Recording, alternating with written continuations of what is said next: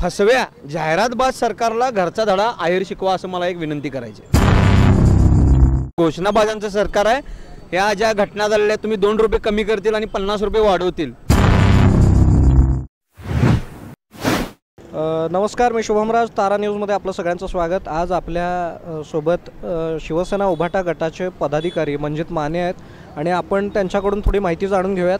दादा, एकंदरीत तुम्ही एक शिवसेना उभाटा गटाचे एक पदाधिकारी या नात्यानं सध्याच्या राजकीय वातावरण जे आहे कोल्हापूरचं त्याबद्दल काय सांगाल? पदाधिकारीपेक्षा एक युवक या नात्याने मी एवढं सांगू शकतो की आत्ताचं जे गेल्या 2.5 वर्षात ज्या घडामोडी झाल्या, एकमेकाचा पक्ष फोडणे, गद्दारी करणे, हे महाराष्ट्रातल्या जनतेला पचलेलं नाही। तुम्ही बघितलं तर कोल्हापुरातले जर आता गोष्ट बोलायची झाली, कोल्हापुरातले जे सत्तेचे नेते आहेत हे फक्त पोस्टरवर आहेत। एवढा कोटी फंड दिला, तेवढे कोटी फंड दिला, तर एवढे फंड येतात तर पैसे गेले कुठे? कोल्हापूरच्या रस्त्याची अवस्था ही आहे ती आहे। कोल्हापूरच्या शासकीय दवाखान्यात काही सुधारणा नाही। लोकांना ज्या लागणाऱ्या सोयी आहेत त्या अजिबात पूर्ण झालेल्या नाहीत। त्यामुळे मला वाटते की घोषणाबाजांचं सरकार असलेलं हे आत्ताचं सरकार आहे। त्यामुळे जनतेला एक विनंती आहे की तुम्ही येणाऱ्या लोकसभेत काम करणाऱ्या व्यक्ती आणि प्रामाणिक एकनिष्ठ व्यक्तीला मतदान करा आणि निवडून द्या आणि या फसव्या जाहिरातबाज सरकारला घरचा धडा आहेर शिकवा असं मला एक विनंती करायची।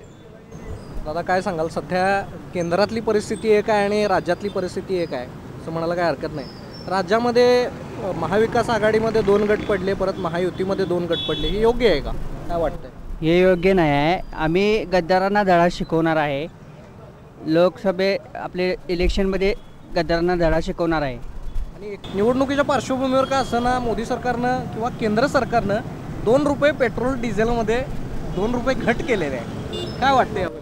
कसं असते, इलेक्शन जवळ आली की 2 रुपये घट करतील आणि इलेक्शन झाल्यावर 4 रुपये वाढवतील। मला सांगा, महिला सुरक्षित आहे काय?